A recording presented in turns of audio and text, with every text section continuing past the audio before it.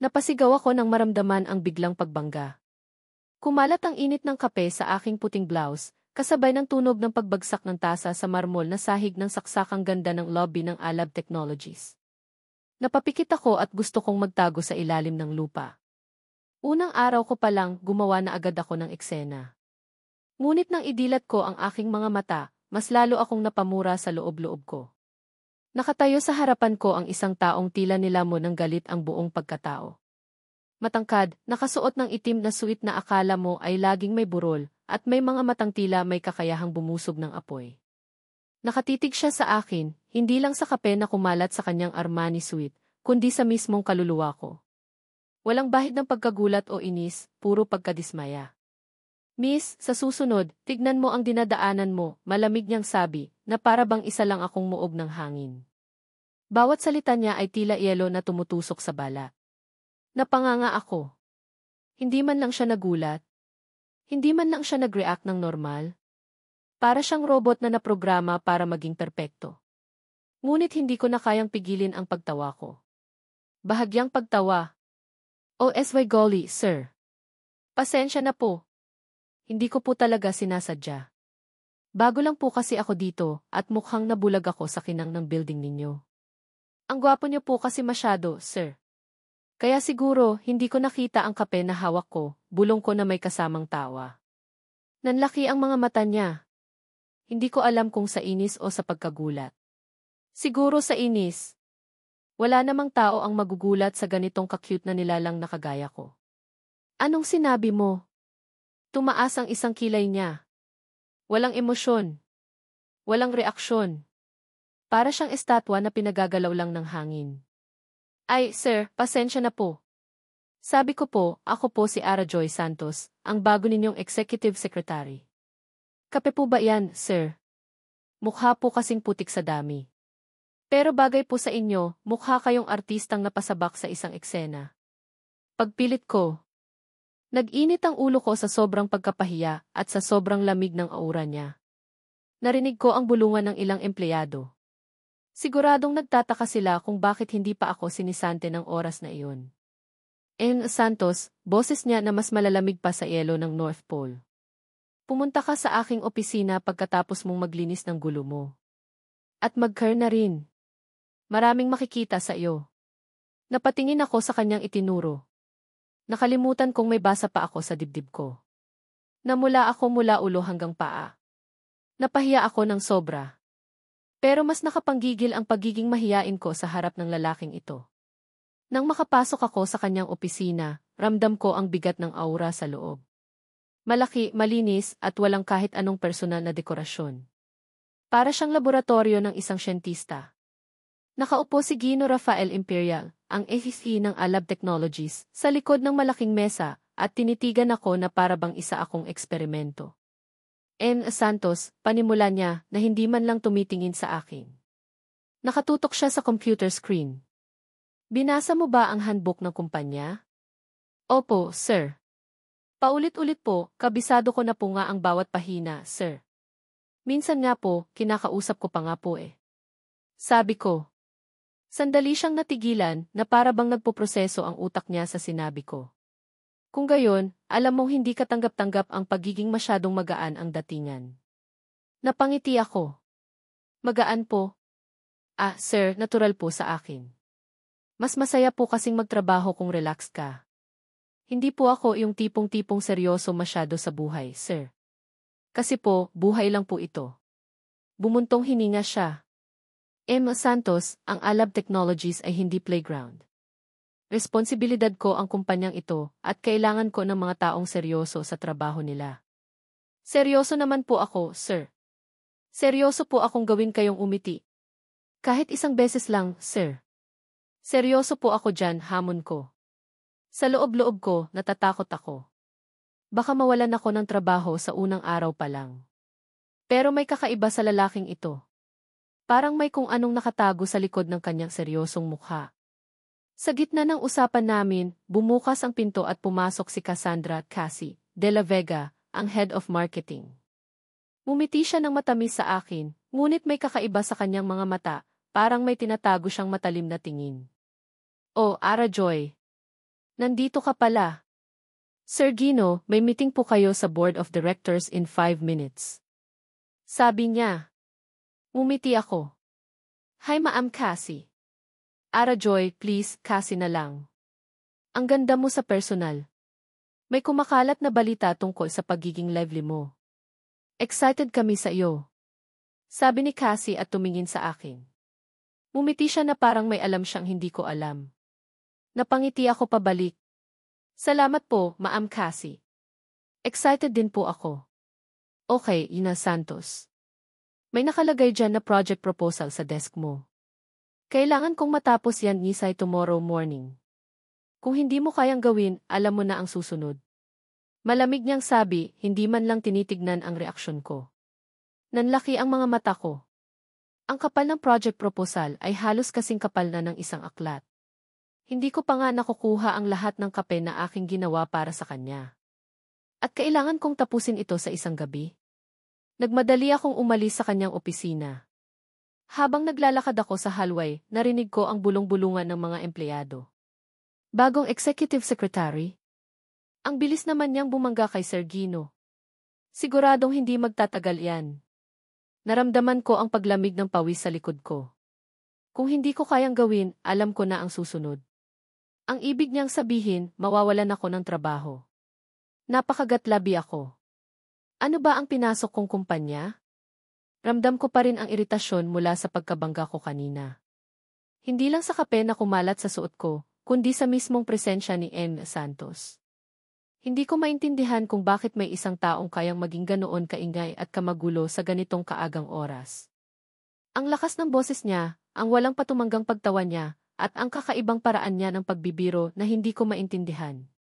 Nakatitig ako sa monitor, kunwari ay nagtatrabaho, pero ang totoo, ang iniisip ko ay ang bagong sekretarya ko. Ara Joy Santos. May kakaiba sa kanya. Ang mga mata niya ay nagtatago ng kung anong saya na matagal ko nang hindi nakikita. Ang bibig niya ay hindi mapigilan sa pagbibiro kahit alam niyang hindi ko gusto.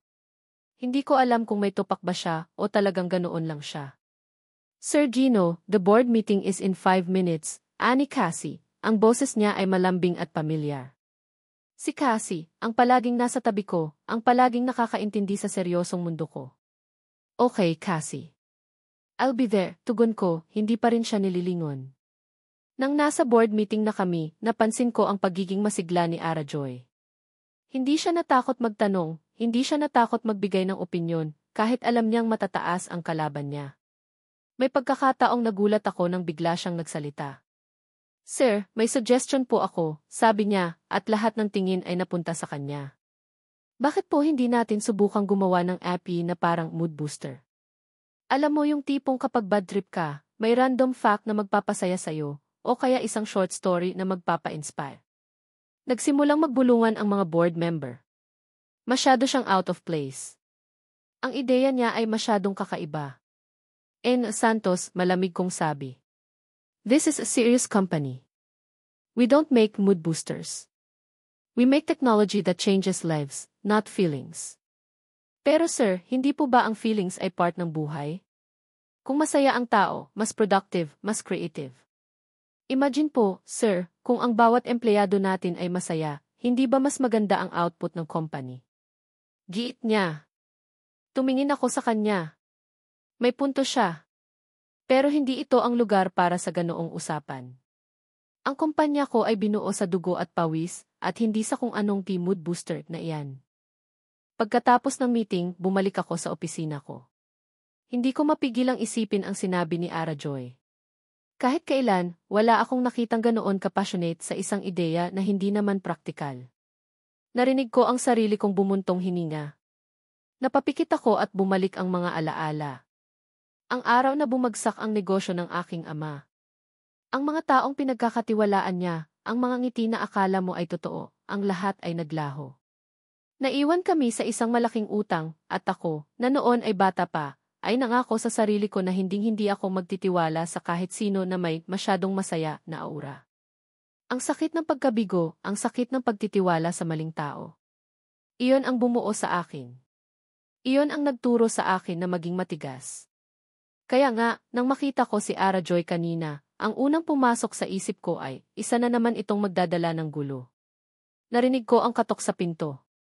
"Come in," sabi ko. Pumasok si Cassie, may dala siyang tasa ng kape. "Sir, heard about the incident earlier. Are you okay?" Dapat hindi mo na lang hinayaan ang ganyang tao sa kumpanya. Tumingin ako kay Cassie. Matagal na kaming magkasama. Kilala niya ako. Alam niya kung gaano ako kametikulos sa lahat ng bagay. Hindi ko lang maintindihan kung bakit ganoon siya, sabi ko. "Sir, baka naman, ginagamit lang niya ang pagiging cheerful niya para makakuha ng atensyon. Hindi ka naman sanay sa ganyan. You're too pure and good to be tainted by someone who doesn't understand the corporate world," sabi ni Cassie, at hinawakan ang braso ko. Tiningnan ko ang kamay niya. Maraming beses ko nang nasabi sa kanya na huwag akong hawakan. Hindi ko gusto ang pakiramdam. Nilingon ko siya at marahan kong inalis ang kamay niya. "Cassie, huwag kang mag-alala. Alam ko ang ginagawa ko. Hindi ako papayag na may makasira sa Alab Technologies." Sabi ko. Kahit paano, nawala ang pagdududa ko sa kanya. Si Cassie ang tanging taong naging supportive sa akin mula nang magsimula ako muli. Kinabukasan, habang naglalakad ako sa hallway, nakita ko si Ara Joy na tumatawa ng malakas kasama ang isang empleyado. Nakita ko ang pagtawa niya, ang kanyang mga mata na kumikinang sa tuwa. May kung anong kumirot sa dibdib ko. Hindi ko alam kung ano ito. Inis? Naiinggit? Hindi ko alam. Narinig ko ang sinabi niya, "Hindi ka kasi sanay sa taong totoong masaya, Sir Raf." Napahinto ako. Totoong masaya? Ibig sabihin, hindi ako totoo ang kaligayahan? Nag-init ang ulo ko. Sino siya para sabihin sa akin iyon? Hindi niya alam ang pinagdaanan ko. Hindi niya alam ang mga sakripisyo ko para sa kumpanyang ito. Napalingon ako at naglakad palayo, mas mabilis kaysa sa dati. Hindi ko maintindihan ang reaksyon ko. Ang alam ko lang, ayaw kong makaramdam ng kahit ano. Ayaw kong bumalik sa sakit. Isang linggo na ang nakalipas mula nang magsimula ako sa Alab Technologies, at isang linggo na rin akong nakikipagbuno sa project proposal na ibinigay sa akin ni Sir Gino. Ang bawat pahina ay tila isang pader na kailangan kong akyatin. Ngunit sa bawat pagod, may kakaiba akong nararamdaman. Hindi lang sa trabaho, kundi sa taong nagbigay nito sa akin. Si Sir Gino. Sa bawat pagdaan ng araw, mas nakikita ko ang hindi lang ang kanyang pagiging seryoso, kundi ang pagiging malungkot niya. Parang may kung anong bigat sa kanyang mga mata, isang lihim na hindi niya kayang ibahagi. Isang hapon, habang abala ako sa pagprint ng ilang dokumento, biglang nag-jam ang printer. Napakapit ako sa ulo ko. Ito na naman. Parang sinasadya ng tadhana na pahirapan ako. Sinubukan kong ayusin, pero lalo lang itong gumulo. "Kaya mo yan, Ara Joy. Isipin mo, parang puso lang yan, kailangan lang ng tamang pindot para umayos," bulong ko sa sarili ko, habang kinakalikot ang makina. Biglang may anino na tumayo sa likod ko. Napalingon ako. Si Sir Gino. Nakatayo siya doon, nakatingin sa akin at sa printer na tila ba isang puzzle na hindi ko masolusyonan. "Anong problema, Gina Santos?" Malamig pa rin ang boses niya, pero hindi na kasing lamig ng unang araw. "Ay, sir. Ito po kasing printer, nag-inarte. Ayaw po akong tulungan mag-print ng mga pangarap ko," sagot ko, at napangiti ako kahit na nainis ako sa printer. Bumuntong hininga siya. Lumapit siya at tiningnan ang printer. Hindi niya ako tinulungan sa pag-ayos. Tiningnan niya lang. Santos, hindi mo kailangang kausapin ang makina. Kailangan mo lang intindihin ang manual." "Ay, sir, hindi po ako ganoon. Mas gusto ko po kasing kausapin ang mga bagay. Mas madali po kasing intindihin ang mga bagay kapag kinakausap mo." "Parang tao lang po, sir," sabi ko. Bigla niyang hinawakan ang isang bahagi ng printer at marahan itong hinila. Nagulat ako. Hindi ko alam na ganoon lang pala kadali. Lumabas ang papel na nakajam. "Salamat po, sir," sabi ko at napangiti ako. Hindi siya sumagot. Tumalikod lang siya at naglakad palayo. Pero bago siya tuluyang mawala sa paningin ko, nakita ko ang isang maliit na ngiti sa kanyang labi. Isang ngiti na halos hindi ko makita, pero alam kong nandoon. Napakabilis lang pero sapat na para kiligin ako. Kinagabihan, halos hating gabi na, pero nasa opisina pa rin ako. Kailangan kong tapusin ang proposal. Ang dami kong kape na ininom. Ang dami kong pagkain na kinain. Pero hindi pa rin ako tapos. Narinig ko ang pagbukas ng pinto sa kabilang dulo ng hallway. Si Sir Gino. Nakasuot pa rin siya ng suit, pero nakaluwag na ang kurbata niya. May dala siyang tasa ng kape. Hindi ka pa umuuwi, Gino Santos, tanong niya at lumapit sa akin. Hindi pa po, sir. Kailangan ko po kasing tapusin ito. Ayoko pong mawalan ng trabaho sa unang linggo ko pa lang, sagot ko at napangiti ako. Umupo siya sa silya sa tapat ko. Kaya mo yan. Magaling ka. Nagulat ako. Ito ang unang beses na sinabi niya iyon sa akin. Salamat po, sir. Bakit ka ba ganyan, Gina Santos? Palaging masaya, tanong niya at uminom ng kape. Ay, sir, natural po sa akin. Mas gusto ko po kasing masaya. Hindi po ako yung tipong seryoso masyado sa buhay. Kasi po, buhay lang po ito. Kailangan nating i-enjoy, sagot ko. Hindi mo ba naranasan ang malungkot, tanong niya. Siyempre naman po, sir. Tao lang po ako. Pero mas pinipili ko po kasing maging masaya. Kasi po, mas madali ang buhay kapag masaya ka, sabi ko. Napatahimik siya. Tiningnan niya ako, at sa mga mata niya, nakita ko ang isang bagay na hindi ko pa nakikita dati. Lungkot. Malalim na lungkot. Alam mo, Gil Santos, hindi lahat ng tao ay kayang maging masaya. May mga taong may daladalang bigat na hindi mo maintindihan, sabi niya at tumingin sa bintana. Hindi ko alam kung ano ang sasabihin ko. Ramdam ko ang sakit sa boses niya. Sir, okay lang po yan. Lahat po tayo may pinagdadaanan. Pero ang importante po, hindi tayo sumusuko. At may mga taong handang makinig, sabi ko at mumiti ako sa kanya. Tumingin siya sa akin. Ngumiti siya. Isang maliit na ngiti pero totoo. Napakabilis lang pero sapat na para kiligin ako. Kinabukasan, habang papunta ako sa pantry para kumuha ng kape, narinig ko ang boses ni Sir Gino. Nakikipag-usap siya sa telepono. Hindi ko alam kung paano ko babayaran ang utang na ito, attorney. Ang dami nang nangyari. Ayoko nang maulit ang nakaraan. Napahinto ako. Utang? Nakaraan? Ano kaya ang ibig niyang sabihin? Ramdam ko ang kirot sa dibdib ko. Parang may kung anong bigat na bumabalot sa kanya. Sir Gino, alam kong mahirap pero kailangan nating bumangon. Hindi tayo pwedeng sumuko. Para sa Alab Technologies. Narinig ko ang pagbuntong hininga niya. Sana nga, attorney. Sana nga. Nagmadali akong umalis. Ayoko siyang marinig na ganoon. Ayoko siyang makita na ganoon. Pagbalik ko sa desk ko, nakita ko si Cassie na nakatayo sa harap ng desk ko. May hawak siyang tasa ng kape. Ara Joy, narinig ko ang mga balita. Mukhang marami ka nang napapansin sa kumpanya. Sana naman, hindi ka nagiging masyadong personal, sabi niya at mumiti siya. Pero ang ngiti niya ay hindi umabot sa kanyang mga mata. Ay, Ma'am Cassie. Natural lang po sa akin. Curious lang po ako, sagot ko. Curious? O masyadong mapapel, sabi niya at tumawa siya. Ramdam ko ang lamig ng boses niya.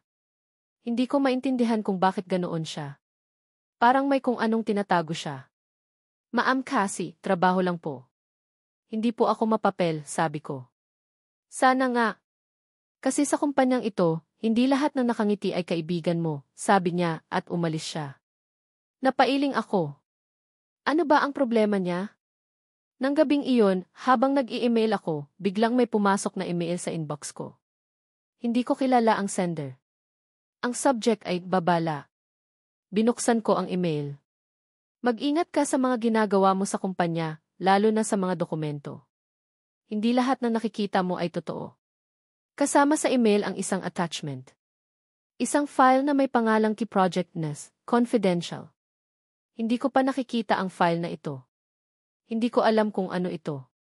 Napahawak ako sa dibdib ko. Ang bilis ng tibok ng puso ko.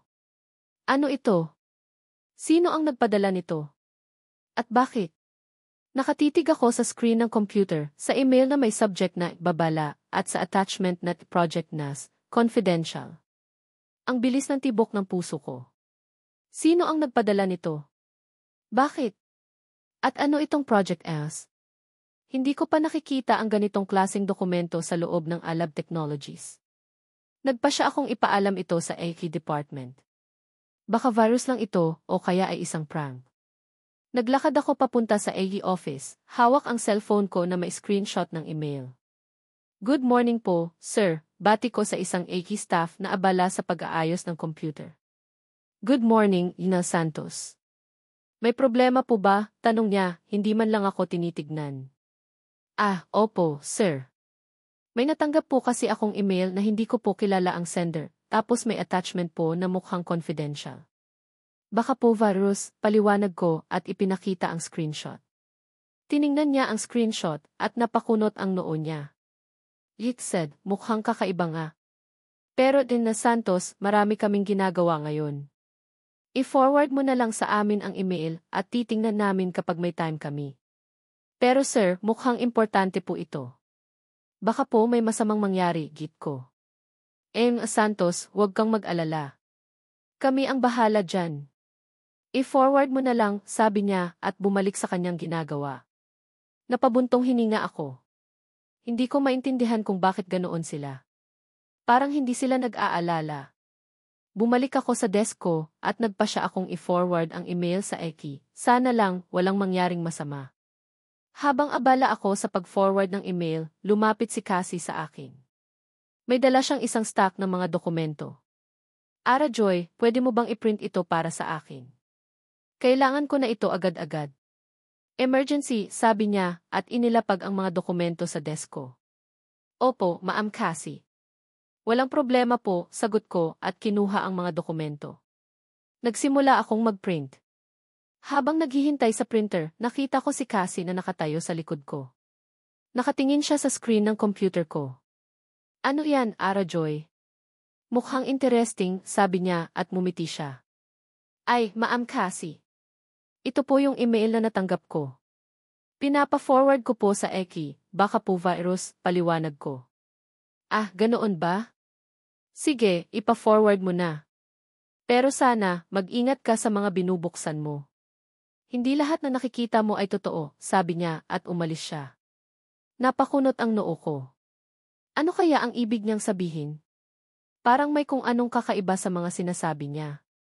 Pagkatapos kong mag-print ng mga dokumento ni Cassie, nagmadali akong pumunta sa EHI office para i-follow up ang email. Pero pagdating ko doon, wala na ang EHI staff na nakausap ko kanina. May ibang staff na nandoon. Sir, na-receive niyo po ba yung email na ni-forward ko kanina? Tanong ko. Anong email, Yuma Santos? Wala naman kaming na-receive, sagot niya. Nanlaki ang mga mata ko. Hindi pwede. Ni-forward ko na. Pero sir, ni-forward ko na po kanina. May attachment po na confidential. Na Santos, sigurado ka ba? Wala talaga sa inbox namin, sabi niya. Napaisip ako. Paano nangyari iyon? Nagmadali akong bumalik sa desk ko para tingnan ang sent items ko. Wala. Wala sa sent items ko ang email na ni-forward ko. Parang naglaho. Ramdam ko ang paglamig ng pawis sa likod ko. May mali. May malaking mali. Kinabukasan, isang emergency meeting ang ipinatawag. Lahat ng empleyado ay pinapunta sa conference room. Ramdam ko ang tensyon sa loob ng silid. Pumasok si Sir Gino, ang mukha niya ay walang emosyon. Mas malamig pa sa dati. Nakatayo siya sa harap at tinitigan ang lahat. Mayroon tayong malaking problema, panimula niya, ang boses niya ay malalim at seryoso. Mayroong nag-leak ng confidential information ng Alab Technologies. Ito ay isang malaking paglabag sa seguridad ng kumpanya. Nagsimulang magbulungan ang mga empleyado. Ramdam ko ang kaba sa dibdib ko. At ang pinakamasakit sa lahat, patuloy niya at tumingin siya sa akin. Ang taong nag-leak ng impormasyon ay isa sa atin. Ara Joy Santos, pumunta ka sa harap. Nanlaki ang mga mata ko. Hindi. Hindi ako. Nagsimulang manginig ang mga kamay ko. Ramdam ko ang lahat ng tingin na nakatutok sa akin. Mga tingin ng pagdududa ng pagkadismaya. Naglakad ako papunta sa harap, ang mga binti ko ay nanghihina. Nakatayo ako sa harap ni Sergino at tinitigan niya ako. Ang mga mata niya ay puno ng sakit at pagkadismaya. Santos, mayroon kaming ebidensya na ikaw ang nag-leak ng project na. Mayroon kaming email logs, at mayroon kaming mga records ng iyong pag-access sa file, sabi niya, at ipinakita niya ang isang presentation sa screen. Nakita ko ang mga screenshot. Email mula sa akin, papunta sa isang hindi kilalang email address, na may attachment na project na. Mayroon ding logs na nagpapakita na ako ang nag-access sa file. Hindi po ako, sir. Hindi ko po alam ang tungkol dyan. May natanggap po akong email, pero nireport ko po sa Eki. Hindi ko po yan sinend, sigaw ko, at nagsimulang tumulo ang mga luha sa aking mga mata. Santos, ang Eki department ay walang na-receive na report mula sa iyo. At ang email na ito ay galing sa iyong account, sabi niya, at tiningnan niya ako ng diretsyo. Napatingin ako kay Cassie. Nakatayo siya sa likod ni Sergino, nakangiti. Isang ngiti na puno ng panalo. Ngayon ko lang naintindihan. Siya ang may gawa nito. Siya ang nag-trap sa akin. Hindi po ako. May nag-set up po sa akin. Si Ma'am Cassie po. Siya po ang may gawa nito, sigaw ko, at tinuro ko si Cassie. Umiti lang si Cassie. Ara Joy, huwag kang magsinungaling. Alam ng lahat na ikaw ang may gawa nito. Ara Joy Santos, nakaka-disappoint ka. Simula ngayon, suspendido ka. Kailangan mong ipaliwanag ang lahat ng ito. Malamig niyang sabi, ang boses niya ay tila yelo na tumutusok sa aking puso.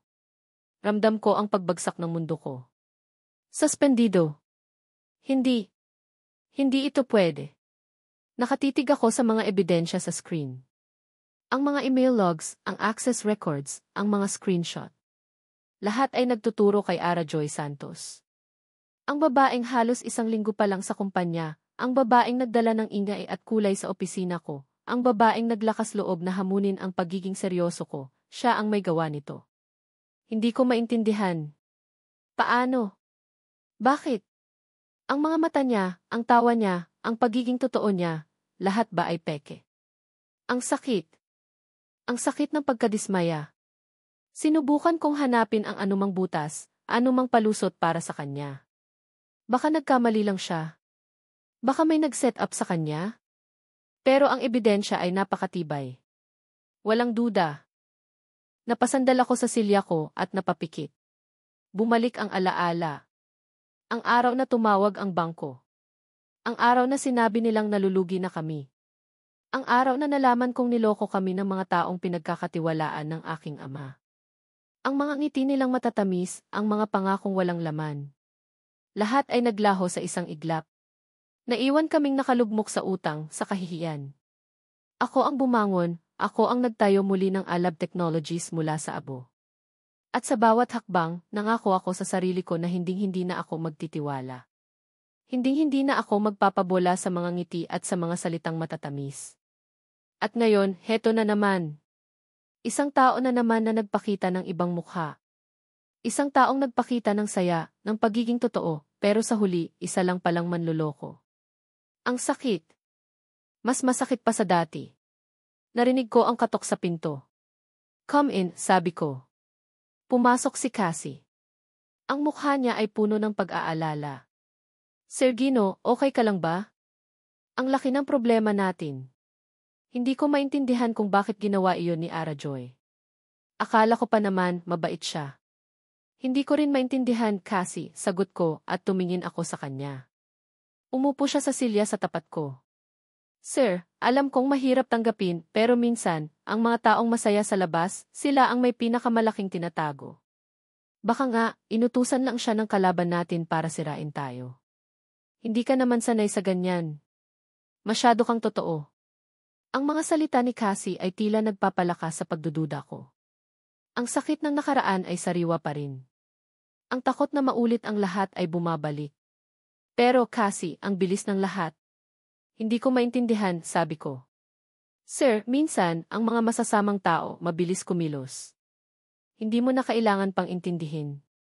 Ang importante, nahuli mo siya. At ngayon, kailangan nating maging mas matatag, sabi ni Cassie, at hinawakan niya ang kamay ko. Nilingon ko siya. Ang hawak niya ay mahigpit. Marahan kong inalis ang kamay niya. Salamat, Cassie. Pero kailangan kong mag-isa ngayon. Tumayo siya. Kung may kailangan ka, sir, nandito lang ako. Palagi. Pagkaalis ni Cassie, napasandal ako muli sa silya. Ang sakit ng ulo ko. Ang daming tanong sa isip ko. Bakit? Bakit Arajoy? Hindi ko na kinaya. Kailangan ko siyang makita. Kailangan kong marinig ang paliwanag niya. Kahit alam kong wala na siyang maipapaliwanag. Nagmaneho ako papunta sa address niya na nakuha ko sa duty, isang maliit na bahay sa isang masikip na kalye. Simple. Hindi katulad ng mga taong nakilala ko na may agenda. Nasa labas ako ng bahay niya. Umulan. Malakas ang ulan. Nakita ko siya sa bintana. Nakaupo siya sa sahig, nakayakap sa kanyang mga tuhod at umiiyak. Ang mukha niya ay puno ng sakit at pagkadismaya. Ang dating masigla at maingay na Arajoy ay naglaho. Ramdam ko ang kirot sa dibdib ko. Hindi ko alam kung bakit. Dapat masaya ako dahil nahuli ko ang nagtaksil sa akin. Pero bakit ganito ang nararamdaman ko? Napakagatlabi ako. Hindi ko siya kayang harapin. Hindi ko kayang marinig ang paliwanag niya. Dahil alam kong kahit anong sabihin niya, ang ebidensya ay malinaw. At ang takot ko sa pagtitiwala ay mas malakas kaysa sa anumang nararamdaman ko para sa kanya. Tumalikod ako at naglakad palayo. Hayaan na lang. Hayaan na lang ang sakit. Pagdating ko sa bahay, pagod na pagod ako. Binuksan ko ang cellphone ko. Isang message ang pumasok. Unknown number. May attachment. Isang litrato. Nanlaki ang mga mata ko. Si Arajoy. Nakangiti siya. Kasama niya ang isang lalaki. Nakayakap ang lalaki sa kanya. Nagtatawanan sila. Hindi ko kilala ang lalaki. Pero ang closeness nila, ang ngiti ni Arajoy, ang lahat ay tila isang malaking sampal sa mukha ko. Ito ba ang paliwanag mo, Arajoy, bulong ko, at naramdaman ko ang matinding sakit sa dibdib ko. Ito na. Ito na ang katapusan. Nakatitig ako sa pinto ng conference room na sarado na ngayon. Ang mga salita ni Sir Gino ay tila paulit-ulit na umaalingaw sa aking tainga. Arajoy Santos, nakaka-disappoint ka. Simula ngayon, suspendido ka. At ang ngiti ni Cassie. Ang ngiting iyon na tila isang kutsilyo na tumusok sa aking puso. Hindi ako makahinga. Hindi ako makakilos. Para akong estatwa na nababalutan ng yelo. Ang mga mata ng mga kasamahan ko ay nakatutok sa akin, puno ng pagdududa, ng pagkadismaya, ng paghatol. Ang ilan ay umiiwas ng tingin, tila ba ayaw nilang makita ang aking pagbagsak. Nagsimula akong maglakad, ang mga binti ko ay nanghihina. Bawat hakbang ay tila isang milya. Ramdam ko ang bigat ng bawat tingin. Ang mga bulungan ay tila tunog ng pako na tumutusok sa aking kaluluwa. Siya pala yan, bulong ng isa. Akala ko pa naman mabait, sabi ng isa pa. Sayang, ang galing pa naman sana niya, wika ng isa. Hindi ko sila pinansin. Ang tanging gusto ko lang ay makalabas sa lugar na iyon. Makalabas sa mga tingin na iyon. Makalabas sa sakit na nararamdaman ko. Pagdating ko sa desk ko, nagsimula akong magligpit ng mga gamit ko. Ang mga litrato ng pamilya ko, ang mga paborito kong panulat, ang lahat ng bagay na nagpapaalala sa akin ng simula ko dito. Ang simula na ngayon ay tila isang masamang panaginip. Arajoy, totoo ba yan? Tanong ni Mang Tonyo, ang janitor, na matagal ko ng kaibigan. Ang boses niya ay puno ng pag-aalala. Hindi po, Mang Tonyo. Hindi po ako ang may gawa niyan, sagot ko, at nagsimula na namang tumulo ang mga luha ko. Alam ko, Arajoy. Alam kong hindi mo kayang gawin yan, sabi niya, at hinawakan niya ang balikat ko. Ang mga salita ni Mang Tonyo ay tila isang maliit na sinag ng pag-asa sa gitna ng kadiliman. Kahit papaano, may naniniwala pa rin sa akin. Sinubukan kong tawagan si Sir Gino. Kailangan kong ipaliwanag ang lahat. Kailangan kong sabihin sa kanya na may nag-set up sa akin. Pero hindi niya sinasagot ang tawag ko. Paulit-ulit. Walang sagot. Nag-text ako. Sir Gino, please, kausapin niyo po ako. Hindi po ako ang may gawa niyan. May nag-set up po sa akin. Walang reply. Sinubukan kong pumunta sa opisina niya. Pero hinarang ako ng security guard. Santos, bawal po kayong pumasok. May order po si Sir Gino. Pero kailangan ko siyang kausapin. Kailangan kong magpaliwanag, sigaw ko, pero hindi niya ako pinansin. Napasandal ako sa pader at nagsimulang umiyak ng malakas. Ang lahat ay tila bumagsak sa akin. Ang trabaho ko, ang pangarap ko, ang tiwala na akala ko ay unti-unti nang nabubuo sa pagitan namin ni Sir Gino. Lahat ay naglaho. Umuwi ako sa bahay, ang mga mata ko ay namamaga sa kakaiyak. Nakita ko ni nanay at agad niya akong niyakap. Anak, anong nangyari? Tanong niya, ang boses niya ay puno ng pag-aalala. Sinabi ko sa kanya ang lahat. Ang pagkadismaya ko, ang pagkalito ko, ang sakit na nararamdaman ko. Hindi ko maintindihan, nanay. Bakit? Bakit nila ginawa ito sa akin? Tanong ko at umiyak na naman ako. Anak, alam kong masakit. Pero huwag kang susuko. Alam kong hindi mo kayang gawin yan. Hahanapin natin ang totoo, sabi ni nanay at hinaplos niya ang buhok ko. Pero ang mga balita ay mabilis kumalat. Kinabukasan, may mga kapitbahay na nagbubulungan. May mga tingin na puno ng pagdududa. Ang pamilya ko ay nakaramdam ng pressure. Ang mga kapatid ko ay tinutukso sa eskwelahan. Ang lahat ay tila nagbago. Ate, totoo ba yung sinasabi nila? Na ikaw daw ang nag-leak ng information, tanong ni Junjun, ang bunso kong kapatid.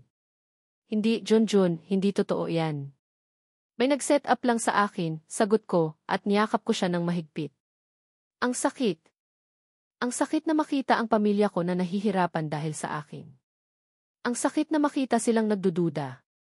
Isang araw, habang naglilinis ako ng mga gamit ko na dinala ko mula sa opisina, may nahulog na isang maliit na bisbu mula sa aking bag, hindi ko ito napansin kanina. Kulay itim at may maliit na logo ng Alab Technologies. Napakunot ang noo ko. Saan galing ito? Hindi ko maalala na may ganito ako.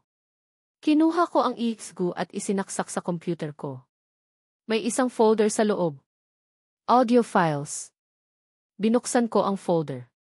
May isang file sa loob. Conversation. Nag-aalangan ako pero pinindot ko ang play. Narinig ko ang boses ni Cassie. Kailangan nating turuan siya ng leksyon. Hindi niya pwedeng agawin ang atensyon ni Sir Gino. At pagkatapos, isang boses ng lalaki. Hindi ko kilala. Sigurado ka ba dyan, Cassie? Baka mahuli tayo. Huwag kang mag-alala. Alam ko ang ginagawa ko. Kailangan lang nating gawin ito para maniwala si Gino. At para mawala na ang Ara Joy na yan. Narinig ko ang pangalan ko. Narinig ko ang pangalan ni Sir Gino. Nanlaki ang mga mata ko. Ang bilis ng tibok ng puso ko. Hindi. Hindi ako ang may gawa nito. Nagsimulang manginig ang buong katawan ko. Ito na. Ito na ang ebidensya. Ang ebidensya na magpapatunay na inosente ako. Ang ebidensya na magbubunyag sa tunay na mukha ni Cassie. Hindi ako ang gumawa nito. Bulong ko at nagsimulang tumulo ang mga luha sa aking mga mata. Luha ng galit, luha ng sakit at luha ng pag-asa. Ang mga araw pagkatapos ng insidente ay tila walang kulay. Ang opisina, na minsan ay napupuno ng ingay at tawa ni Ara Joy, ay tahimik na ngayon. Ang bawat sulok ay tila nagpapaalala sa akin ng kanyang presensya, ng kanyang mga biro, at ng kanyang mga mata na puno ng saya. Ngunit sa bawat alaala may kaakibat na kirot. Ang kirot ng pagkadismaya. Ang kirot ng pagtataksil. Kahit anong pilit kong kalimutan, ang litrato na ipinadala sa akin ay paulit-ulit na bumabalik sa isip ko. Si Ara Joy nakangiti kasama ang isang lalaki. Ang ngiting iyon na akala ko ay para sa akin. Ang ngiting iyon na akala ko ay totoo. Sir Gino, may kailangan po ba kayo? Napaangat ako ng tingin. Si Cassie. Nakatayo siya sa harap ng desk ko, may hawak na tasa ng kape. Ang boses niya ay malambing, puno ng pag-aalala. Wala, Cassie. Nagpapahinga lang, sagot ko at bumalik sa pagtingin sa screen. Umupo siya sa silya sa tapat ko. Sir, alam kong mahirap ang pinagdadaanan mo. Ang dami mong sakripisyo para sa kumpanyang ito, tapos ganoon lang ang gagawin ng isang tao. Hindi ko maintindihan kung bakit may mga taong kayang manakit ng ganoon. Ang mga salita niya ay tila nagpapalakas sa aking galit. Ngunit sa bawat salita niya, may kakaiba akong nararamdaman. Ang kanyang pagiging di-concerned ay tila masyadong labis. Paulit-ulit niyang binabanggit ang kasalanan ni Ara Joy na para bang gusto niyang siguraduhin na hinding-hindi ko makakalimutan. Kasi tapos na iyon. Ayoko ng pag-usapan, sabi ko, at sinubukan kong baguhin ang usapan. Pero sir, kailangan mong maging matatag. Kailangan mong ipakita sa lahat na hindi ka kayang sirain ng kahit sino. Lalo na ng mga taong tulad niya, giit niya, at hinawakan niya ang kamay ko. Nilingon ko siya. Ang hawak niya ay mahigpit. Ang mga mata niya ay tila may kung anong nagtatago. Isang bagay na hindi ko maintindihan. Marahan kong inalis ang kamay niya. Kasi, salamat sa pag-aalala. Pero kailangan kong magtrabaho, sabi ko. Tumayo siya at mumiti. CJ, sir. Kung may kailangan ka, nandito lang ako. Pagkaalis ni Cassie, napaisip ako. Bakit ganoon siya? Bakit parang masyado siyang masaya sa nangyari? Hindi ba dapat ay malungkot din siya para sa kumpanya? O para sa akin? Nagsimula akong balikan ang mga nangyari. Ang meeting. Ang mga ebidensya. Ang mga salita ni Ara Joy. Hindi po ako. May nag-set up po sa akin. Si Ma'am Cassie po. Noon, inakala kong desperasyon lang iyon. Ngunit ngayon, sa bawat salita ni Cassie, tila nagkakaroon ng bagong kahulugan ang mga sinabi ni Ara Joy. Kinuha ko ang folder ng kaso ni Ara Joy. Binuksan ko ito at sinimulang basahin ang bawat detalye. Ang mga email logs, ang access records, ang mga timestamp. Ang lahat ay tila perpekto. Masyadong perpekto. May isang detalye na pumukaw sa aking atensyon. Ang oras ng pag-access sa T-Project NAST file. Nakalagay doon na na-access ito ni Ara Joy bandang alas 7 ng gabi. Ngunit naalala ko na noong gabing iyon, magkasama kami ni Ara Joy sa opisina. Nag-usap kami. Hindi siya umalis sa paningin ko. Paano niya na-access ang file kung kasama ko siya? Napakunot ang noo ko. Isang maliit na butas sa perpektong plano. Kailangan kong kumpirmahin. Kinagabihan, nagpa siyang manatili ako sa opisina. Hindi ko sinabi kay Cassie o sa sinuman. Gusto kong mag-isa. Habang naglalakad ako sa hallway, patay na ang mga ilaw, tanging ang ilaw lang ng emergency exit ang nagsisilbing gabay. Narinig ko ang boses ni Cassie. Nagtatago siya sa likod ng isang pader, nakikipag-usap sa telepono. Nagawa ko na. Maniniwala na si Gino. Wala nang Ara Joy na makakasira sa plano natin. Ang tanga niya para maniwala sa mga sinabi ko. Nanlaki ang mga mata ko. Plano. Sino ang kausap niya? At ano ang ibig niyang sabihin na maniniwala na si Gino? Nagmadali akong magtago sa likod ng isang halaman. Narinig ko ang pagtawa ni Cassie. Isang tawa na puno ng panalo. Huwag kang mag-alala. Magiging akin si Gino. At ang Alab Technologies, sabi niya. Ramdam ko ang pag-init ng ulo ko.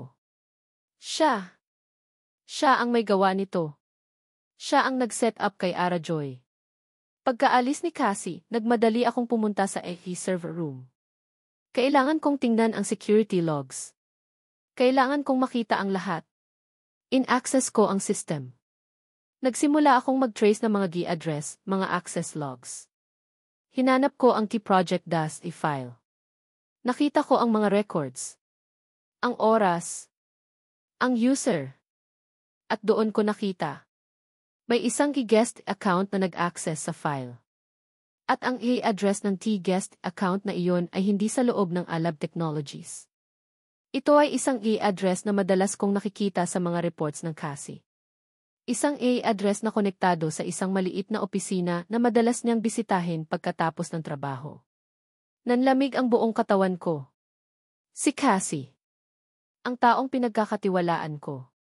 Ang taong akala ko ay kasama ko sa lahat ng laban. Siya ang nagtaksil. Siya ang nagplano ng lahat. Naramdaman ko ang matinding galit na bumabalot sa akin. Hindi lang galit kay Cassie, kundi galit sa sarili ko. Bakit hindi ko nakita? Bakit ako nabulag? Bakit ako naniwala sa kanya? Kinuha ko ang cellphone ko. Kailangan kong hanapin si Ara Joy. Kailangan kong ayusin ang lahat.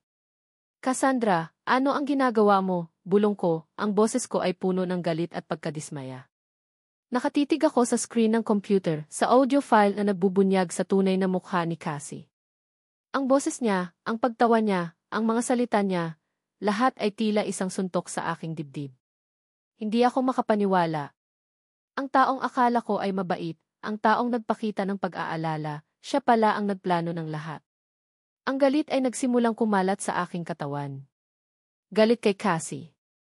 Galit sa sarili ko dahil nabulag ako. At galit kay Sergino dahil hindi siya naniwala sa akin.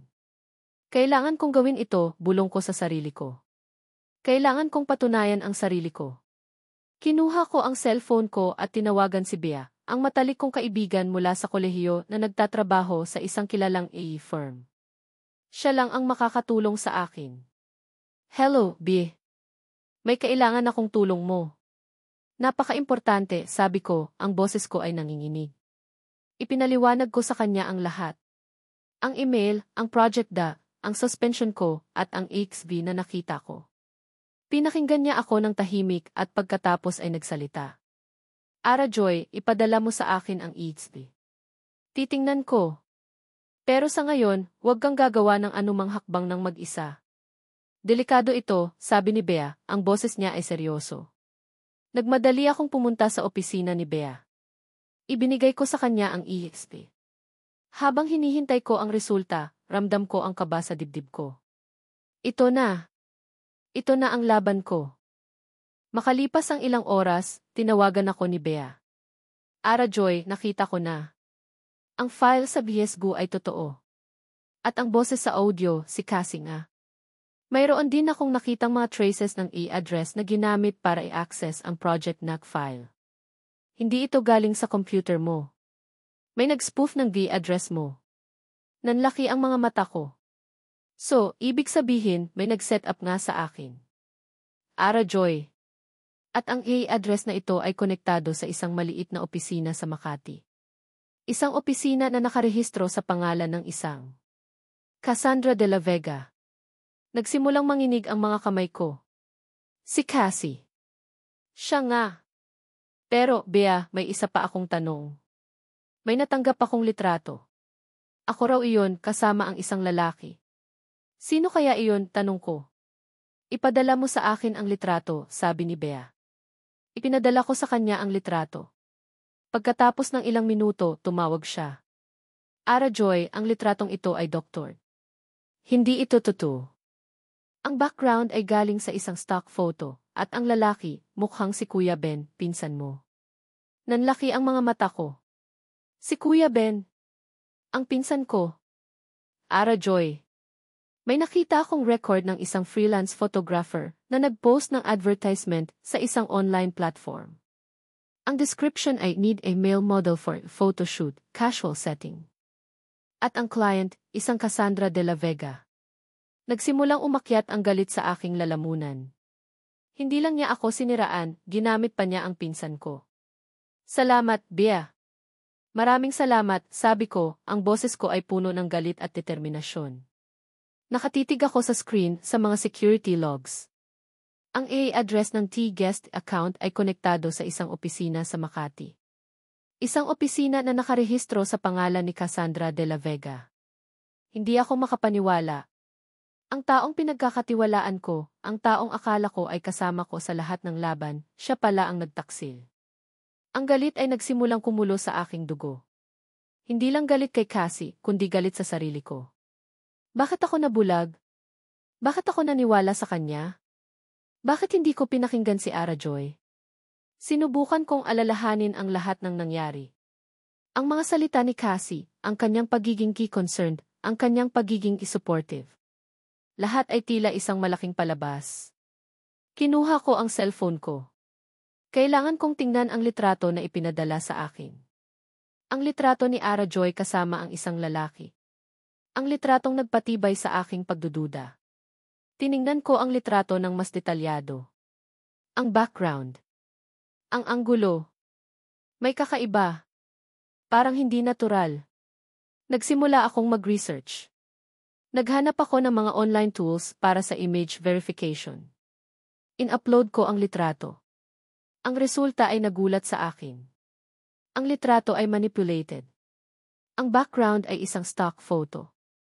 At ang lalaki, hindi ko kilala, pero ang posisyon niya, ang kanyang ngiti, ay tila pilit. Napakagatlabi ako. Lahat ay isang kasinungalingan. Lahat ay isang setup. Kailangan kong hanapin si Ara Joy. Kailangan kong ayusin ang lahat. Narinig ko ang katok sa pinto. Come in, sabi ko. Pumasok ang head of security. Sir, may report po kami tungkol sa isang external IP address na nag-access sa Project NAF file. Nakatrace na po namin ang source. Sino? Tanong ko, ang boses ko ay malamig. Sir, ang A address po ay konektado sa isang opisina sa Makati. Nakarehistro po sa pangalan ng Agnes Cassandra de la Vega. Nagsimulang manginig ang mga kamay ko. Ito na. Ang kumpirmasyon. Cassandra, maghanda ka, bulong ko, ang boses ko ay puno ng galit at determinasyon. Nakatayo ako sa labas ng Alab Technologies. Hawak ko ang EXV. Hawak ko ang ebidensya. Ang galit ay nagbibigay sa akin ng lakas. Kailangan kong harapin si Cassie. Kailangan kong ipagtanggol ang sarili ko. Nasa opisina ako. Nakatitig sa pinto. Hinihintay ko si Cassie. Hinihintay ko ang sandali na haharapin ko siya. Ang sandali na ilalabas ko ang lahat ng katotohanan. Ipapakita ko ang totoo, kahit ano pa ang mangyari, bulong ko, ang boses ko ay puno ng determinasyon. Nakatitig ako sa pinto ng opisina ko. Ang galit ay kumukulo sa aking dibdib, ngunit kasabay nito ay ang matinding pagkadismaya. Hindi ko akalain na ang taong pinagkakatiwalaan ko, ang taong akala ko ay kakampi ko, siya pala ang nagtaksil. Tinawagan ko si Cassie. Cassie, kailangan nating mag-usap. Ngayon na. Sa opisina ko. Ang boses ko ay malamig, walang bahid ng emosyon. Makalipas ang ilang minuto, pumasok si Cassie sa opisina ko. Ang mukha niya ay tila nagtataka, ngunit may bahid ng kaba sa kanyang mga mata. Sir Gino, may problema po ba? Tanong niya, ang boses niya ay malambing pa rin. Hindi ako sumagot. Kinuha ko ang USB drive na naglalaman ng mga ebidensya, ang audio file, ang GE logs, ang mga manipulated na litrato. Inilapag ko ito sa mesa, sa harap niya. Cassie, alam ko na ang lahat, sabi ko, ang boses ko ay matigas. Nanlaki ang mga mata niya. Ang ngiti sa kanyang labi ay naglaho. Anong sinasabi mo, Sir Gino? Hindi ko maintindihan. Huwag kang magkunwari, Cassie. Alam ko ang ginawa mo kay Ara Joy. Alam ko ang tungkol sa project na. At alam ko ang tungkol sa mga litrato, sabi ko, at tinitigan ko siya ng diretso sa mata. Nagsimulang manginig ang mga kamay niya. Sir Gino, hindi ko alam ang sinasabi mo. May nag-set up lang sa akin. Hindi ko kayang gawin yan. Huwag kang magsinungaling, Cassie. Mayroon akong audio recording. Mayroon akong AI logs. Mayroon akong ebidensya na hindi mo kayang itago, sabi ko, at pinindot ko ang play sa computer. Umalis ang boses ni Cassie sa speaker. Ang kanyang pagtawa. Ang kanyang mga salita. Kailangan nating turuan siya ng leksyon. Hindi niya pwedeng agawin ang atensyon ni Sir Gino. Nagsimulang mamutla si Cassie. Ang kanyang mukha ay puno ng takot. Hindi. Hindi totoo yan. May nag-edit lang yan. Sir Gino, maniwala ka sa akin. Maniwala? Paano ako maniniwala sa iyo, Cassie? Ilang taon tayong magkasama. Ilang taon akong naniwala sa iyo. Pero niloko mo ako. Sinira mo ang buhay ng isang inosenteng tao, sabi ko, ang boses ko ay tumataas. Sir Gino, ginawa ko lang yan para sa iyo. Para sa atin. Hindi mo ba nakikita? Si Ara Joy, isa lang siyang distraction. Hindi siya karapat-dapat sa iyo. Ako. Ako ang karapat-dapat sa iyo, sigaw niya, ang boses niya ay puno ng galit at desperasyon. Hindi mo kailangang gawin yan, Cassie. Hindi mo kailangang manira ng buhay para lang makuha ang gusto mo, sigaw ko, at tumayo ako. Pero Sir Gino, hindi mo ba naiintindihan? Mahal kita. Ginawa ko iyan dahil mahal kita. At ang babaeng iyon, sinisira niya ang lahat. Hindi mo ba naalala? Ang nakaraan mo. Ang sakit na pinagdaanan mo. Ang pagtataksil ng mga taong pinagkakatiwalaan mo. Hindi mo ba nakikita na siya rin ang gagawa niyan sa iyo? Sigaw niya at lumapit siya sa akin. Napakagatlabi ako. Ang mga salita niya ay tila nagpapaalala sa akin ng nakaraan. Ang sakit. Ang takot. Ngunit sa pagkakataong ito, hindi ako nagpatinag. Kasi ang nakaraan ko ay akin. Hindi mo kailangang gamitin iyan para saktan ang ibang tao. At ang pagmamahal, hindi ito nakukuha sa paninira. Hindi ito nakukuha sa kasinungalingan, sabi ko, ang boses ko ay matigas. Pero Sir Gino, may alam ako tungkol sa iyo. Mga bagay na hindi mo gustong malaman ng iba.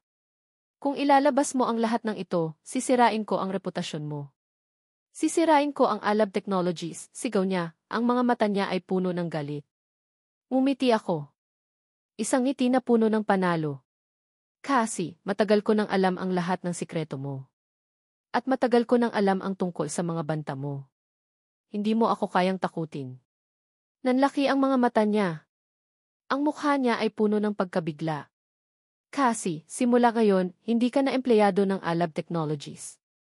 At sisiguraduhin kong hindi ka na makakapasok sa anumang kumpanya sa industriyang ito. Tapos na ang laro mo. Nagsimulang manginig ang buong katawan niya. Ang kanyang mukha ay puno ng galit at pagkadismaya. Hindi. Hindi mo ito pwedeng gawin sa akin. Ako ang nagtayo ng department na ito. Ako ang nagtrabaho ng husto. Ang lahat ng pinaghirapan mo, kasi, ay nasira mo sa isang iglap. Sa kasinungalingan mo, sabi ko. Tinawagan ko ang security. Ilabas niyo si Ines de la Vega. At siguraduhin niyo na hindi na siya makakabalik sa kumpanyang ito. Nagsimulang umiyak si Cassie. Sir Gino. Hindi. Please. Huwag mong gawin ito sa akin. Ngunit hindi ko siya pinansin. Tiningnan ko siya habang inilalabas siya ng security. Ang kanyang imahe ay seryosong nasira. Pagkaalis ni Cassie, napasandal ako sa silya ko. Ramdam ko ang pagod. Ang sakit. Ngunit kasabay nito ay ang pakiramdam ng kalayaan. Sa wakas, tapos na ang lahat. Kinuha ko ang cellphone ko. Kailangan kong tawagan si Ara Joy. Kailangan kong ayusin ang lahat. Ara Joy, kailangan kitang makausap. May kailangan kang malaman. Nakatitig ako sa cellphone ko, sa pangalan ni Sir Gino na lumabas sa screen. Ang boses niya sa kabilang linya ay seryoso, puno ng pagmamakaawa. Ara Joy, kailangan kitang makausap. May kailangan kang malaman. Ang puso ko ay kumirot.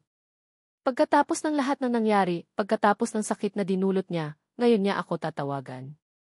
Ngunit sa boses niya, may narinig akong kakaiba. Hindi lang pagkadismaya, kundi pagsisisi. Sir Gino, wala na tayong pag-uusapan, malamig kong sabi, kahit na ang totoo, gusto kong marinig ang paliwanag niya. Please, Ara Joy. Kahit 10 minuto lang. Sa coffee shop malapit sa Alab Technologies. Please, pagmamakaawa niya. Nag-aalangan ako, ngunit sa huli, pumayag ako. Kailangan kong marinig ang kanyang panig. Kailangan kong malaman ang katotohanan mula mismo sa kanya. Pagdating ko sa coffee shop, nakita ko si Sir Gino na nakaupo sa isang sulok, nakayuko. Ang dating Gino na puno ng otoridad at pagiging seryoso ay tila naglaho. May kung anong bigat sa kanyang balikat. Umupo ako sa tapat niya at tiningnan ko siya. Ang mga mata niya ay puno ng pagod, ng sakit. Ara Joy, panimula niya, ang boses niya ay nanginginig. Patawarin mo ako. Nanlaki ang mga mata ko. Hindi ko inaasahan ang mga salitang iyon. Patawarin? Sir Gino, sinira mo ang buhay ko. Sinira mo ang reputasyon ko. Sinira mo ang tiwala ko, sabi ko, ang boses ko ay puno ng galit at sakit.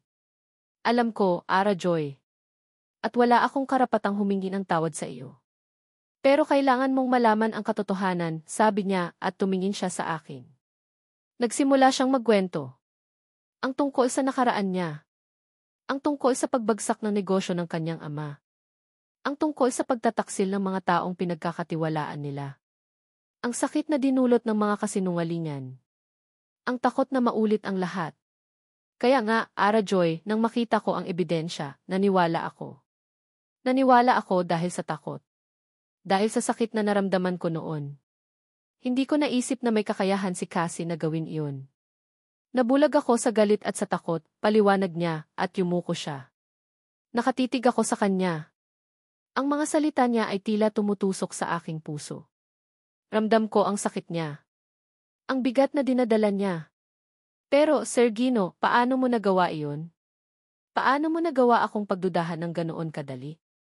Hindi mo ba nakita ang pagiging totoo ko? Tanong ko, at nagsimulang tumulo ang mga luha sa aking mga mata. Napaangat siya ng tingin. Nakita ko, Ara Joy. Nakita ko ang pagiging totoo mo. Nakita ko ang saya mo. Pero mas malakas ang takot ko. Mas malakas ang sakit ko. At doon ako nagkamali. Doon ako naging mahina. Naramdaman ko ang paglamig ng pawis sa likod ko. Ang sakit na naramdaman ko ay tila unti-unting lumalambot. Ang galit ay unti-unting nagiging awa. Ara Joy, alam kong hindi sapat ang mga salita para burahin ang sakit na dinulot ko. Pero handa akong gawin ang lahat para ayusin ito. Handa akong patunayan sa iyo na karapat-dapat ako sa tiwala mo. Handa akong patunayan sa iyo na hindi ako katulad ng mga taong nanakit sa akin noon, sabi niya, ang mga mata niya ay puno ng pag-asa. Nagsimula akong umiyak ng malakas. Luha ng sakit, luha ng pagkalito at luha ng pag-asa. Ang lahat ay tila bumalik sa akin. Ang mga alaala ng saya, ng tawanan, ng mga sandali na akala ko ay totoo. Sir Gino, masakit. Sobrang sakit, sabi ko, ang boses ko ay nanginginig. Alam ko, Ara Joy. Alam ko. At hindi ko kailanman gugustuhin na saktan ka. Bigyan mo ako ng pagkakataon. Patutunayan ko sa iyo na karapat-dapat ako sa tiwala mo, sabi niya, at hinawakan niya ang kamay ko. Ang hawak niya ay mainit. Ang mga mata niya ay puno ng pagmamakaawa. Mahirap. Sobrang hirap. Ang sakit ay sariwa pa rin. Ngunit sa mga mata niya, nakita ko ang sinseridad. Nakita ko ang pagsisisi. Sir Gino, panimula ko at pinunasan ko ang mga luha ko. Hindi ko alam. Hindi ko alam kung kaya ko pa. Bigyan mo ako ng pagkakataon, Ara Joy. Patutunayan ko sa'yo. Napakagatlabi ako. Ang desisyon ay nasa akin. Patawarin? O kalimutan? Tiningnan ko siya. Ang kanyang mga mata ay puno ng pag-asa. Ang kanyang mga kamay ay mahigpit na nakahawak sa akin. Marahan akong tumango. Hindi ko alam kung tama ba ito. Hindi ko alam kung kaya ko bang magtiwala muli. Ngunit sa mga mata niya, nakita ko ang isang bagay na nagbigay sa akin ng lakas. Ang pag-asa. Nakahawak pa rin ako sa kamay ni Gino. Ang mga salita niya, ang paghingi niya ng tawad, ang pagbabahagi niya ng kanyang nakaraan, lahat ay tumago sa akin. Ang pagtanggap ko sa kanyang paghingi ng tawad ay hindi madali, ngunit sa mga mata niya, nakita ko ang sinseridad. Ang pag-asa. Pagkalipas ng ilang araw, bumalik ako sa Alab Technologies. Kinakabahan ako. Paano ako haharap sa mga taong nagduda sa akin? Paano ko haharapin ang mga tingin na puno ng paghatol? Ngunit pagpasok ko pa lang sa lobby, nagulat ako. Ang lahat ng empleyado ay nakatayo at nagpapalakpakan. Ang ilan ay lumapit sa akin at niyakap ako. Ara Joy, alam naming hindi mo kayang gawin yan. Salamat at naibalik ang katarungan. Miss ka namin, Ara Joy. Ramdam ko ang init sa aking dibdib. Naluha ako sa tuwa. Hindi ako nag-iisa. Pagkatapos ng pagtanggap sa akin ng mga kasamahan, nagkaroon ng emergency meeting sa conference room. Nakatayo si Sir Gino sa harap, ang mukha niya ay seryoso pa rin, ngunit may bahid ng pagmamalaki. Mga kasamahan, panimula niya, ang boses niya ay malakas at malinaw. Mayroon akong importanteng sasabihin. Ang kaso ni Ara Joy Santos ay formal nang naresolba. Napatunayan na siya ay inosente. At ang taong may gawa nito, si Miss Cassandra de la Vega, ay formal nang tinanggal sa kumpanya. Nagulat ang lahat. Nagbulungan. Humihingi ako ng tawad sa inyo, lalo na kay Emma Santos, sa pagiging bulag ko sa katotohanan. Alam kong nagkamali ako. Ngunit nangangako ako, hinding-hindi na maulit ito. Ang Alab Technologies ay mananatili bilang isang kumpanya na naniniwala sa pagkakapantay-pantay at tiwala sa bawat empleyado. Nagsimulang magpalakpakan ang lahat. Ramdam ko ang pagdami ng paghanga ko kay Gino. Hindi lang siya kundi isang lider na kayang umamin ang pagkakamali at tumayo para sa katotohanan. Mula noon, nagbago ang lahat. Ang bawat araw ay tila isang bagong simula. Ang mga tingin ng pagdududa ay napalitan ng mga ngiti ng paggalang. Si Gino. Mas madalas na siyang ngumingiti. Mas madalas na kaming nag-uusap. Hindi na lang tungkol sa trabaho, kundi tungkol sa buhay. Isang hapon, habang abala ako sa pag-aayos ng desk ko, lumapit siya. Ellen Santos, may kape ka na ba? Tanong niya at mumiti siya. Hindi na ang pilit ng ngiti noon, kundi isang ngiti na umabot sa kanyang mga mata. Ay, sir. Meron na po. Salamat po, sagot ko. Gino na lang, Ara Joy. Hindi tayo nasa meeting, sabi niya at tumawa siya. Napangiti ako. Ang pagiging komportable namin sa isa't isa ay tila natural na dumaloy. Sa mga sumunod na linggo, nagtulungan kami sa isang malaking proyekto. Ang Project Phoenix. Isang proyekto na nangangailangan ng malalim na pag-iisip at pagtutulungan. At sa bawat pagsubok, lumalabas ang pagiging magaling ni Gino. Ang kanyang katalinuhan, ang kanyang dedikasyon, at ang kanyang pagiging tao. Isang gabi, habang nagtatrabaho kami sa opisina, halos hating gabi na, nag-crash ang computer ko. Ay, hala! Anong nangyari, sabi ko, at napasandal ako sa silya. Lumapit si Gino. Hayaan mo. Ako na ang bahala. Sinubukan niyang ayusin, at sa loob ng ilang minuto, naibalik niya ang lahat. Okay na. Wala kang nawala. Tiningnan ko siya. Ang kanyang mukha ay puno ng pagod, ngunit may ngiti sa kanyang labi. Salamat, Gino, sabi ko. Hindi ko namalayan na Gino na ang tawag ko sa kanya. Tumingin siya sa akin. Ang mga mata niya ay kumikinang. Walang anuman, Ara Joy. Para sa'yo, kaya kong gawin ang lahat. Kinabukasan, nagyaya si Gino na ihatid ako sa bahay. Nag-aalangan ako, ngunit pumayag din pagdating namin sa bahay. Nakita ni nanay at tatay si Gino. Nagulat sila. Magandang gabi po, bati ni Gino at nagmano siya kay nanay at tatay. Sino yan, anak, bulong ni nanay. Si Sir Gino po, nay. Boss ko po, sagot ko. Nag-usap sila. Narinig ko ang pagtawa ni nanay at tatay sa mga biro ni Gino. Ang pagiging seryoso niya sa opisina ay tila naglaho. Nakita ko ang isang Gino na hindi ko pa nakita dati. Isang Gino na malambing, isang Gino na marunong makisama. Nang gabing iyon, bago siya umalis, tiningnan niya ako. Ara Joy, salamat sa pagtanggap sa akin, sabi niya. Salamat din, Gino. Salamat sa tiwala, sagot ko. Niyakap niya ako. Isang yakap na puno ng init at pag-asa. Pagkalipas ng ilang buwan, ang bawat araw ay tila isang bagong kabanata. Ang Alab Technologies ay lumago. Ang aming relasyon ay lumalim. Hindi na lang kami magkasama sa trabaho, kundi magkasama na rin sa buhay. Ang bawat hamon ay nagiging mas madali dahil magkasama kami. Isang gabi, habang naglalakad kami sa parke, hawak ang aming mga kamay, ramdam ko ang lamig ng hangin. Ngunit ang puso ko ay mainit. Tiningnan ko si Gino. Ang kanyang mukha ay maliwanag sa ilalim ng buwan. Gino, bulong ko. Nilingon niya ako. Ang kanyang mga mata ay puno ng pagmamahal. Ara Joy, may gusto akong itanong sa iyo. Ang hangin sa parke ay malamig, ngunit ang init ng mga kamay nila Ara Joy at Gino ay sapat na para painitin ang kanilang mga puso. Naglalakad sila, magkahawak kamay, sa ilalim ng mga bituin na tila kumikinang para sa kanila. Ang bawat hakbang ay tila isang kabanata ng kanilang paglalakbay.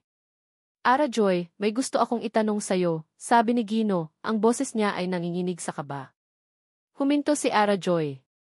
Tiningnan niya si Gino, ang mga mata niya ay puno ng pagtataka. Ano iyon, Gino? Lumuhod si Gino sa harap ni Ara Joy. Kinuha niya ang isang maliit na kahon mula sa kanyang bulsa. Binuksan niya ito at doon, kumikinang ang isang singsing na may malaking brilyante.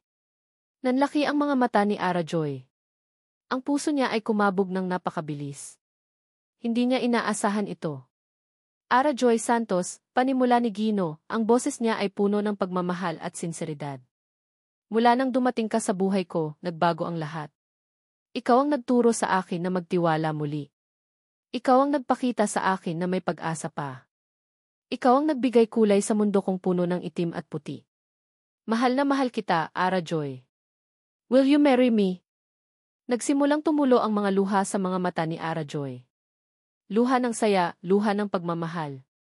Ang lahat ng sakit, ang lahat ng pagsubok, ay tila naglaho sa isang iglap. Gino! Magpapakasal ako sa iyo, sigaw ni Ara Joy, at niyakap niya si Gino ng mahigpit.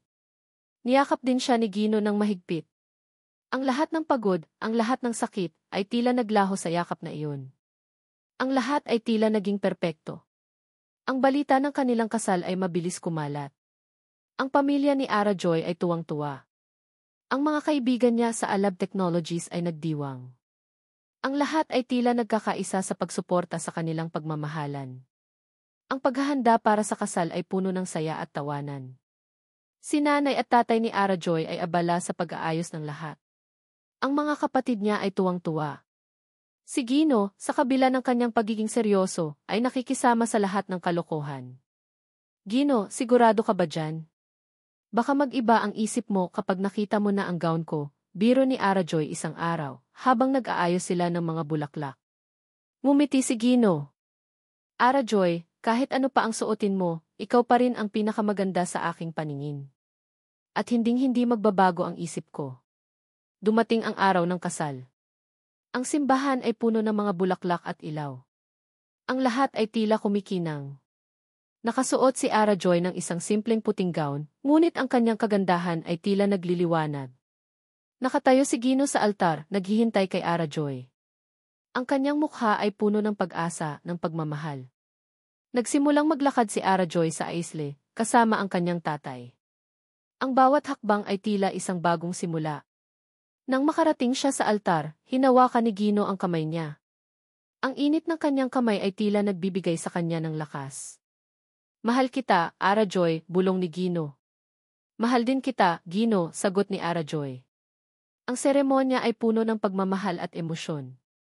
Ang mga salita ng pari, ang mga pangako nila sa isa't isa, ang lahat ay tila tumago sa kanilang mga puso.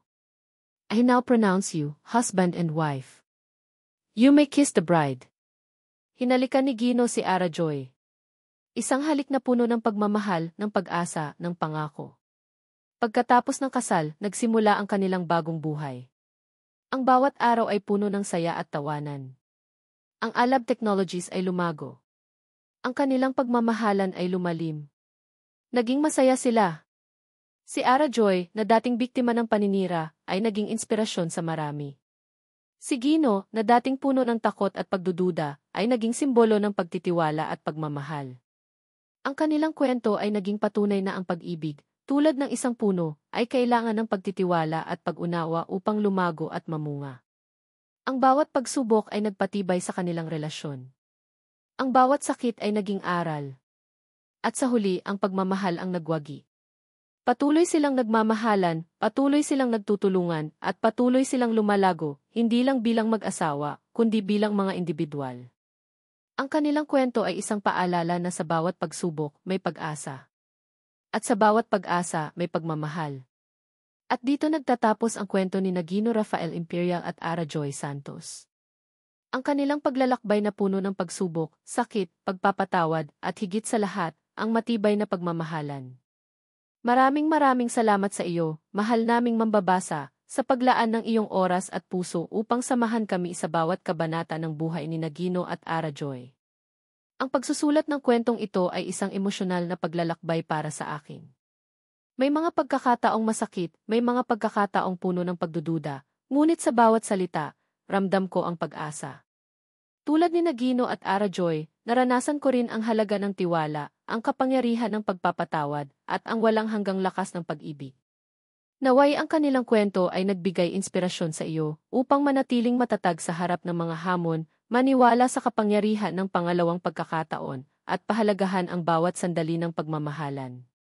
Ang pag-ibig ay tunay na isang punong kailangan ng pagtitiwala at pag-unawa upang lumago at mamunga ng sagana. Umaasa akong ang kwentong ito ay nag-iwan ng magandang marka sa iyong puso, at ipinapaalala sa iyo na sa gitna ng anumang bagyo, laging may pag-asa.